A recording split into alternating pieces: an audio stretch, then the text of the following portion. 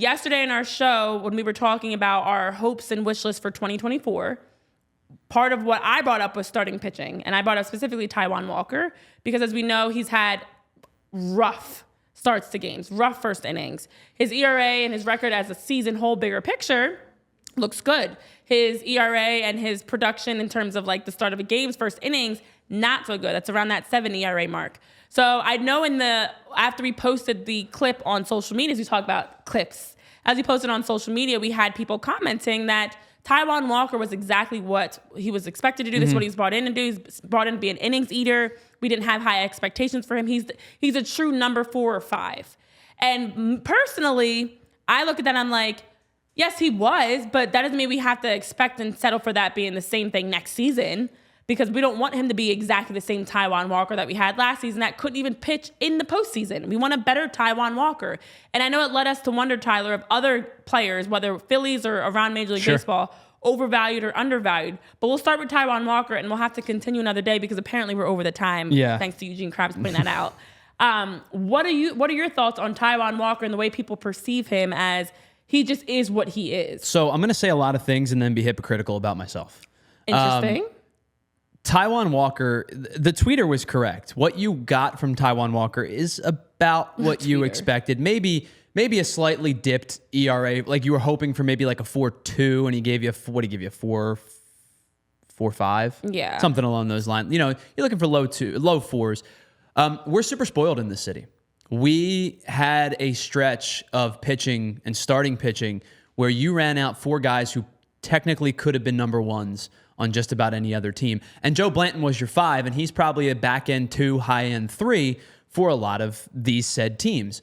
So we're super spoiled when it comes to starting pitching. A 4 and a 5 is someone who is an innings eater. Like when I think of a 4, I think of Kyle Gibson. I think of a guy like Taijuan Walker. And those are the kind of guys that eat innings. You kind of know what you're going to get from them each and every start, and you adjust accordingly. What drives me nuts about Taijuan Walker, and this is where the hypocrisy comes in, is twofold. The contract, 4 for $72, it's $18 million a season. Now, I understand that money's inflated in baseball, and I understand that guys get ridiculous deals. Lance Lynn got $10 million for a season. He also stinks. But when the contract comes into play, the expectations rise. Fair or unfair, we do it to Tobias Harris, and I do it to Taijuan Walker. Mm-hmm. When you sign a contract for the length of money, the length of years and the amount of money that you signed, certain expectations have to be met. And the numbers aren't what bother me. It's like what you talked about.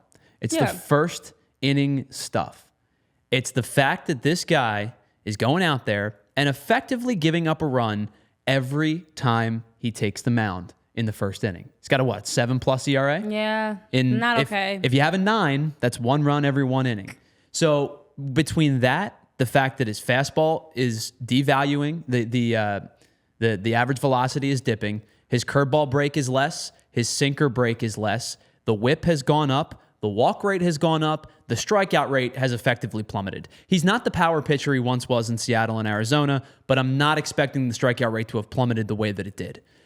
My worry is not that I undervalue Taijuan Walker for last year. My worry is the next 3 seasons. Yeah. I think it gets worse. I don't think it gets better.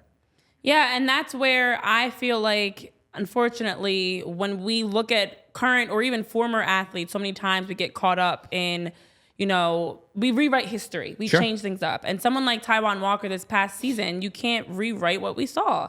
I mean, as we mentioned, his ERA being over 7 in first innings is unacceptable, even as a 4 or 5 pitcher. Like, you need him to come out and give you more and give you better, especially as you mentioned, that 4-year, $72 million deal. You need more from Taijuan Walker. And so I'm okay with saying it's his first year. There's a learning curve. There's an adjustment period sometimes that guys take. Look at Trey Turner, for example. He didn't start off hot. It took him through August to really get to what we expected Trey Turner to be. So I understand with athletes, they're still human, as we talked about yesterday in the show with Jose Alvarado and different stories. They're still human. It's not going to be a plug-and-play situation. But for Taijuan Walker, I cannot accept he is what he is, and let's just have him be that exact same guy the next 3 years. You need more from Taijuan Walker, especially since Dave Dombrowski and the Phillies have said many times they are comfortable, they are happy with the starting rotation of pitchers. And so if this is who you're going with, They all need to raise their level, not just Taijuan. Every single one of them, from Zach to Aaron to Christopher, Taijuan, they all need to raise their level. But I can't accept just he is what he is. And I don't even, and maybe I could take it a step back just a little bit. I'm not expecting more.